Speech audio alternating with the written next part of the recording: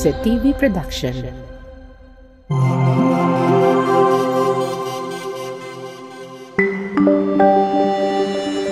Your only island TV channel.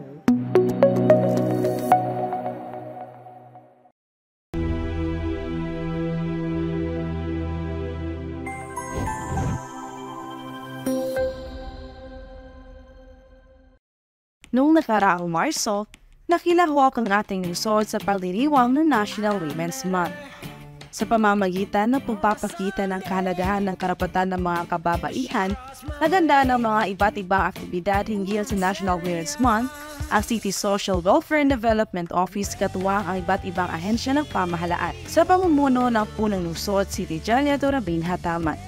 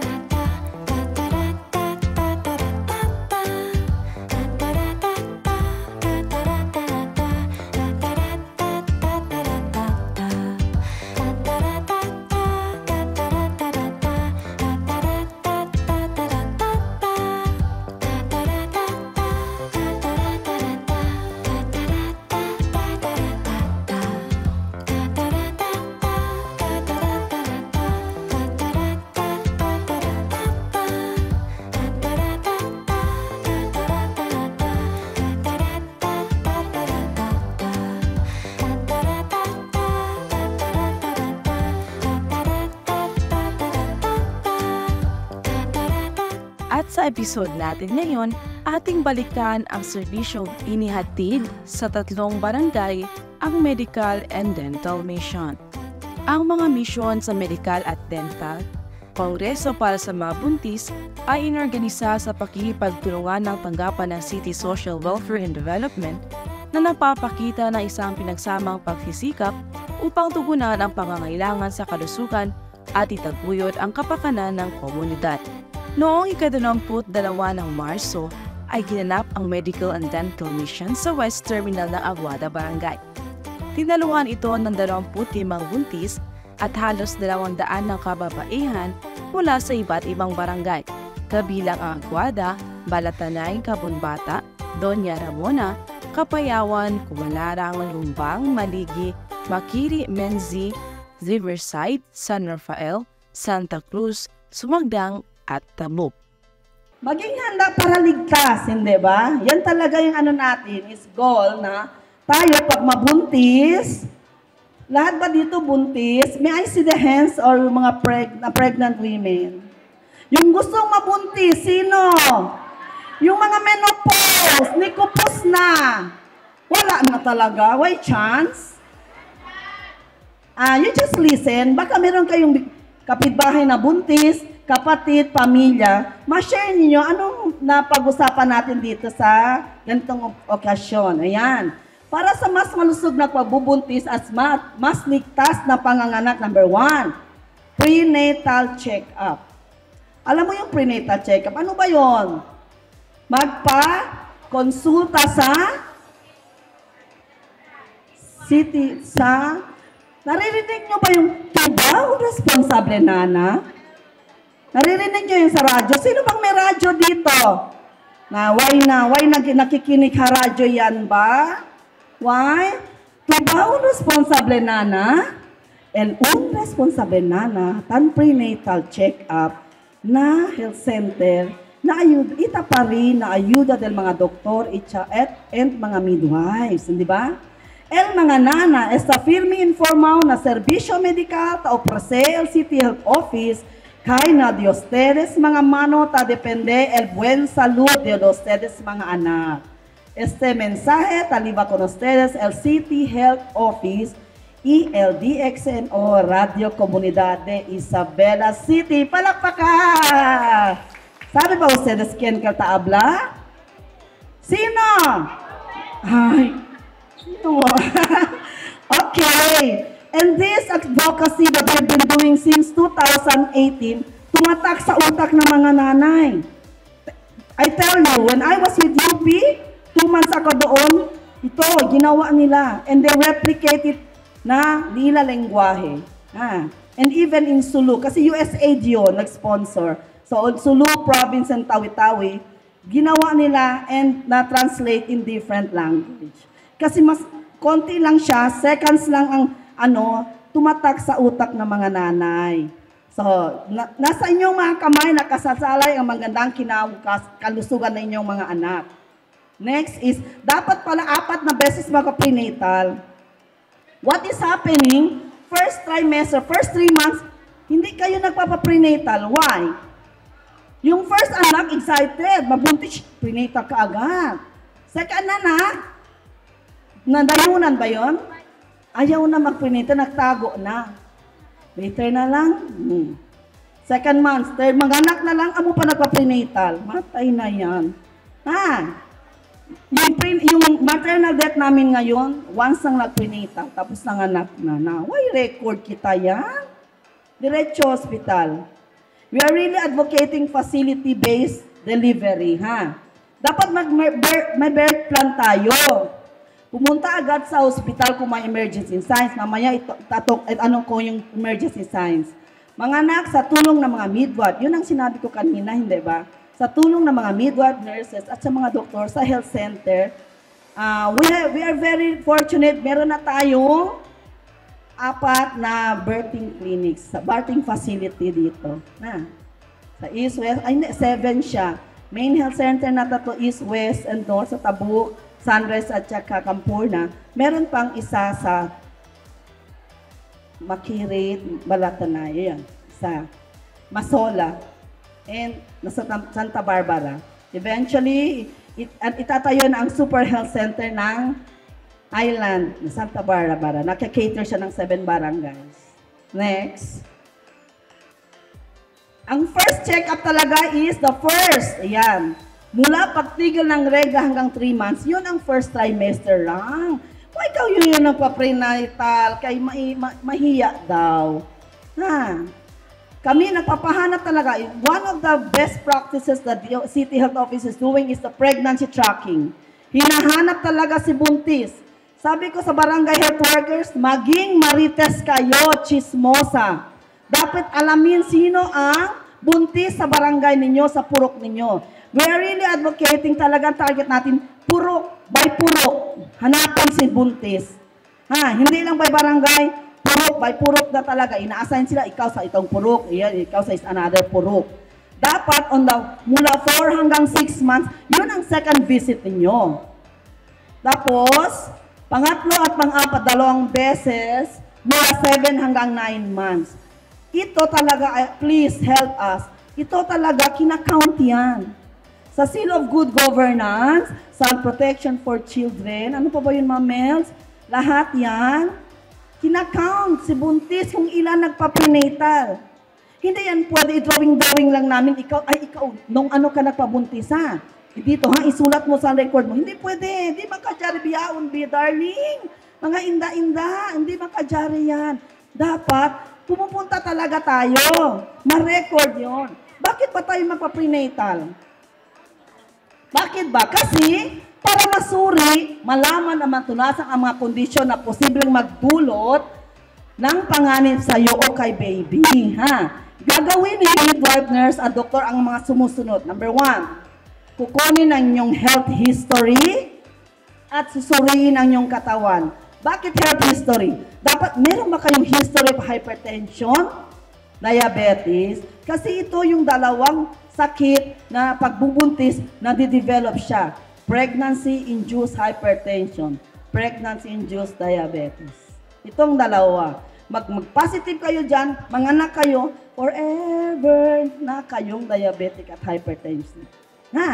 Pandyan na. Yun na ang borderline na kayo dyan. Kukunin na yung blood pressure at timbang. I-check si timbang. Every month dapat tumataas siya. Hindi din pwede, sobrang taas.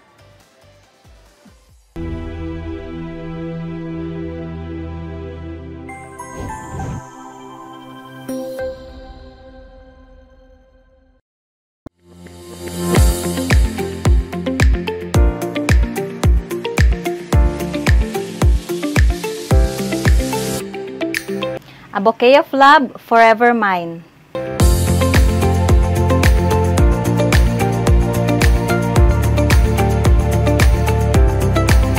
We are located at Barangay Aguada, Isabela City, Basilan. For reservation and inquiries, please contact us at 0915-240-2999 or follow our Facebook page, The Yans Hijab Bouquet V.2.0.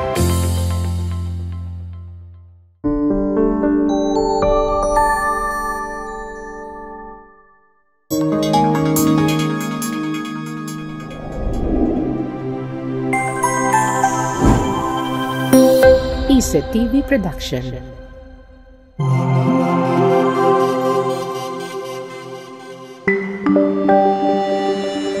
Your only island TV channel.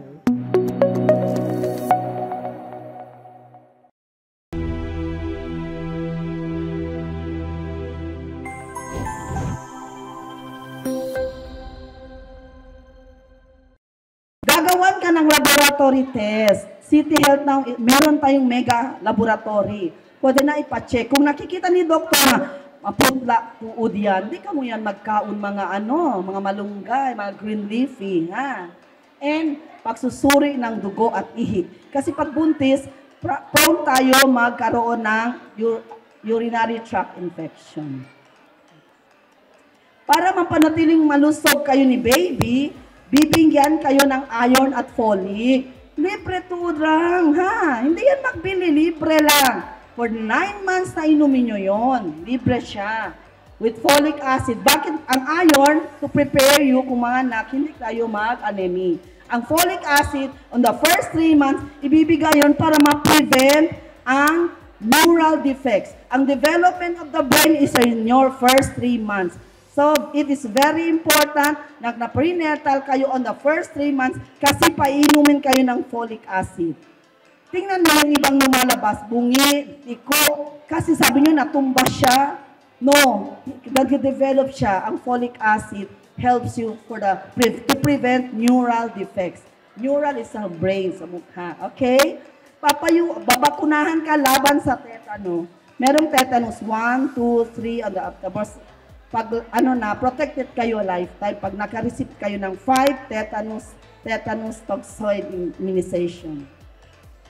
Papayuhan ka on healthy lifestyle, gagawan ka ng birth plan, breastfeeding at family planning.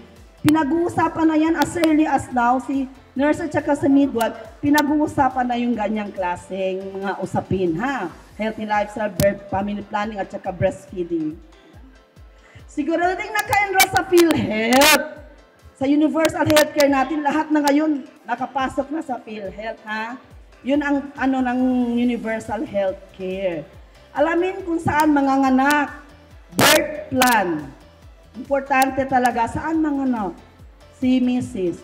Hindi pwede, ay sige lang ma'am, sa bahay lang, sanay naman kami, 10 ang anak ko, sa bahay lang kami lahat, sanay na kami ganyan. Si Hilot lang yan magpapaanak na sa amin.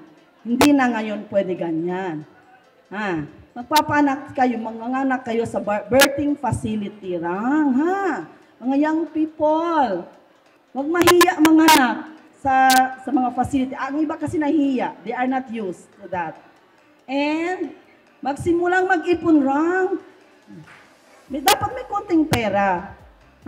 Maraming nanganak sa amin sa birthing facility, kahit Milo, hindi makabili. Magbili pa kita yan ng Milo, painumin.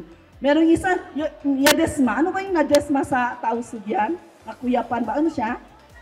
Walang lakas. Hindi na siya kumain kahapon pa. Nawaisin yan. Natay na. Akala ko dalhin ko pa sa ospital, no?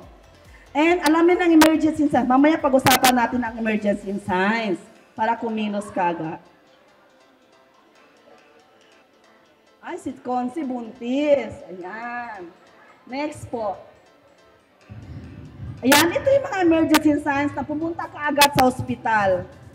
Kung mangyari ang aliman sa mga sumusunod, pagdurugo sa puwerta. Alam niyo yung puwerta? Ha? Kaya ingatan mo yan, gang, ha? Alam niyo yun. Pagdurugo sa puwerta, kumbulsyon at pagkawala ng malay. Pag nakuyapan, sa Bisaya pa, na-desma sa Chabacano, na diretso hospital rang, matinding pananakit sa ulo na may kasamang panalabo ng paningin. Yun. Magsakit ang ulo yan, mag-blurred vision, napunta na sa ospital. Hindi na hintayin si midwife, tawagin misis. Yung meron pa kayong hotline ng si Dream O? Ayun, dapat meron tayong ganyan, ha? Mataas na lagnat, hindi pwede magka-fever. Affected ang baby ko. Anong nararamdaman nyo kasama si baby doon, ha? Pag nagutom ka, nagutom din si baby. Matinding pagsakit ng tiyan ka, wala pa sa time, di ba? Wala pa 6 months pa lang, magsakit man ang tiyan. Akala ko gusto ko lang magtai. Yung pala baby na ang lumalabas. And mabilis yung paghirap sa paghinga. Careful tayo doon. And last is, biglang may tubig na lumabas. Yun, paputok ng panubigan ang tawag doon. Okay, next. Mahalaga para sa iyo at yung baby na manatili kang malusog habang ikaw ay buntis. Importante talaga siya. Kumain ng sapat at masustansyang pagkain. Kailangan ko sabihin, ano ba yung masustansyang pagkain para sa buntis? Hindi na tayo muna mag-inom ng mga soft drinks, rang. Sabi ko nga, mag-develop ang diabetes pag buntis. Careful tayo doon. Bukod niyan kita magkain-kain ng mga bagoong-bagong ano yun? Aside from bagoong, ano yung isa? Yung isda, dinamos. Masarap to diyan, magkain sa saging-saging, sa mangga-mangga. Wag na muna. You have more had enough of that noon. This time, isipin mo si baby. Avoid sugar and salty foods. Palaging malinis ang katawan at ngipin. By the way, na-check up na kayo ni doktor, yung dentista natin. Na-check up na si buntis. Nakita na ba? Wala pa? Tapos, ikaw naman mag-answer, ga? Nakita na ni doktor kasi priority yan ng City Health Office, alagaan ang mga ngipin ng mga buntis. Hindi lang si baby, pati pangipin ng mga buntis. Uminom ng gamot. Huwag uminom ng gamot kung hindi kayo sure. Careful, pag buntis, hindi tayo basta-basta mag-inom ng gamot. Yung amoxicillin na ginagawa na lang paracetamol. Pag may sakit, mag-inom ng amoxicillin. Hindi yan, Careful tayo. Mga dalubhasang midwife, pag sa health center kayo, nandun si midwife at saka si nurse. Kompleto ang gamit, malinis, kung doon kayong mga anak. Wasto at agarang lunas. In the event nagkaroon ng complication, ma-refer ka agad kayo. We have the ambulances to bring you to the hospital. And bakuna laban na-immunize si baby sa bakuna, sa hepatitis at saka sa BCG na binibigay within 24 hours talaga yon. So, dapat sa facility talaga kasi ito isa sa mga very important na immunization ni baby within 24 hours na ibinibigay. Kung sa bahay yan, wala.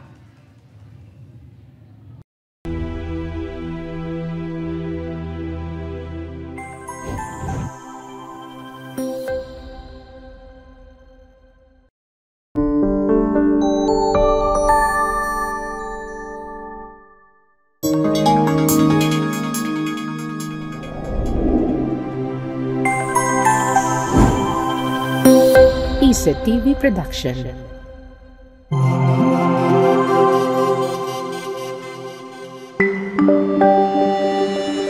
Your only island TV channel.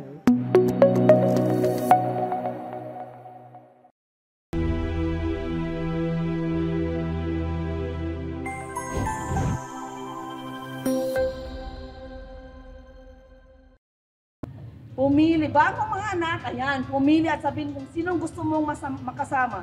Ito noon, ngayon din na as much as possible, we really avoid na lang. Maraming pumapasok. Noon kami sa City Health, sa RH North, ma'am, pwede ba magkasama si nanay ko? Sige, papasukin si nanay. Ma'am, andun pa yung auntie ko. Ay, matay na si auntie. O sige na, kasi yan daw talaga nag-alaga sa bahay. Ma'am, ang asawa ko talaga, ma'am, kay maghawak sa akin, ma'am, at maano para makakuha ako ng lakas. Matay na, 3 na. Sabi ko, baka ang aso mo, ang pusa mo, baka gusto mo pa rin isama sa loob ng delivery room. Matay na. Lahat sila gusto magpasok. Hindi pwede, ha? Limited lang na si mga ganun. Kaya dapat, ini-decide, bakit palang alam mo na sinong kasama mo sa loob. Isa lang, Ma'am Joy, di ba? Hindi pwede marami. Tapos, masanay na kayo, pag buntis kayo, sanay na maglakad. Why? Ang muscles dito sa cervix, mag-inat siya pag palaging naglalakad.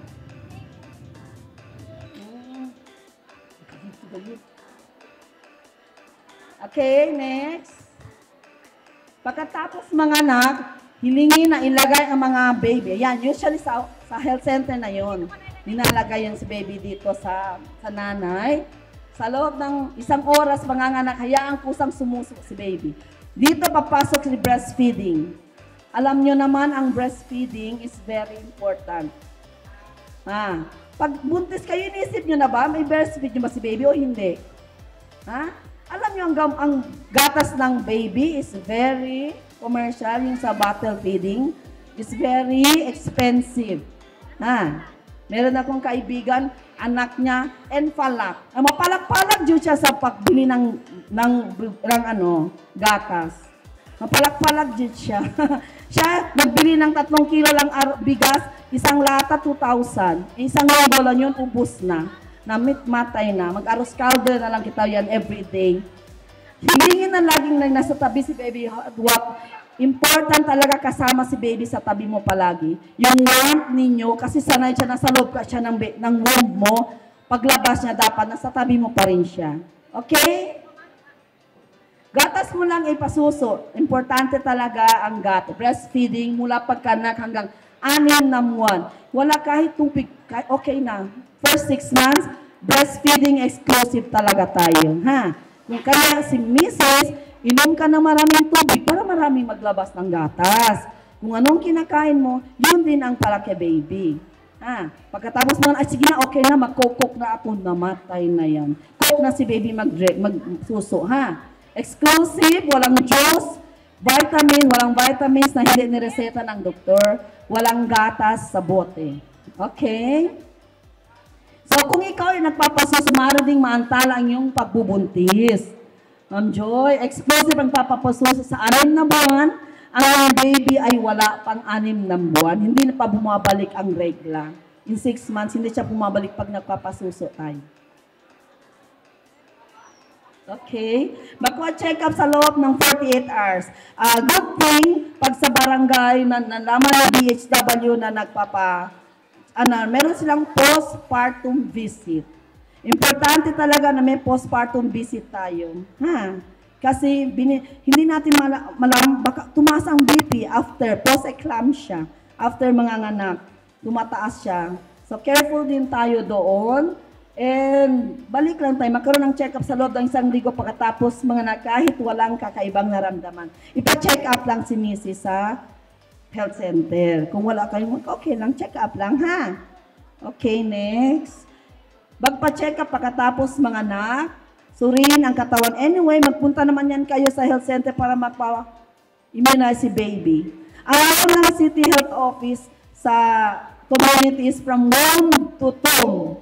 Manganak siya, mabuntis, manganak si baby na pinapollow up talaga ng mga health worker. Continue kasi yung na may folic acid at vitamin A para sa mabilisang pamunumbalik ng lakas. Yan. Papayuhan ka pa rin tungkol sa emergency signs, pag-alaga ng sanggol, breastfeeding, healthy lifestyle, and family planning. Okay? Mag-agwat. Naku, ito na tayo sa family planning. Pagkatapos mabuntis, 3 to 5 years muna tayo rest. sa pagbubuntis, Ma'am Joy. Ayan. Makatutuloy ito para manumbalik ang lakas at yung size ng ano nyo, uterus, mabalik muna siya sa normal. Hindi pa siya bumalik, inat pa siya, mabuntis ka agad after 11 months. Di ba? Kasi 9 months naman yun. Rest, 3 months. Sabi ni Mr., 3 months lang. Balik na tayo sa activity natin. Yan, nakatawa siya. Siyempre, 9 months wala. Kaya ba yan ni Mr.? Ay, hindi makaya ni Mr. Side view lang muna tayo. Katawa. Totoo yan, ha? Hindi yan broma. Nanaman ang read ni Mr. Kaya tayo, fully exclusive breastfeeding, hindi siya mabuntis for 6 months. Aya, 6 months na, pwede na mabuntis ulit. Hindi pa rin. How long ba yun nagbalik sa normal size ang atong uterus? Nabukon rang nang wala pa nagbalik, buntis na kaagad. Yan. So, kaya itago na yan. Hindi na sasabihin na buntis. Malalaman na lang natin 8 months sa mga anak na. Kasi nahiya na siya kay buntis siya. Okay? Kausapin si Mildred, ha? Pinag-uusapan na yan, ha? Family planning, pinag-uusapan na yan pagkatapos mga anak. Kausapin si Mildred, may mga pansamantala, may mga artificial family planning methods. Maliban sa LAM, at least yung LAM, 1 year siya, rotational amenorrheal method, 1 year siya. Remember, ligtas, mabisa at maasahan ang mga pamamarang ito, yung mga family planning methods natin. Okay? Bakas sa kanilang mukha ang kanilang mga reaksyon mula sa panuwagan hanggang sa pasasalamat habang tumatanggap sila ng mahahalagang serbisyong medikal at dental. Ating pakinggan ang isang kliyente na isa sa mga nakatanggap ng libreng serbisyo upang ibahagi ang kanyang kwento at ang karanasan. Salamat sa LGU kay naay programang serbisyong damang-dama. Nagpa-check up ko tungod kay first pregnant. Okay kayo lang serbisyo kasi gina-priority ang mga buntis.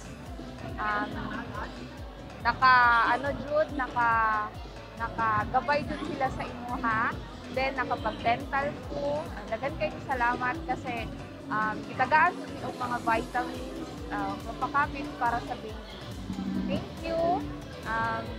Unta, mahita mo pa ni sa sunod para po sa uban na mga buntis or mga senior citizens na matagaan o serbisyong totoo.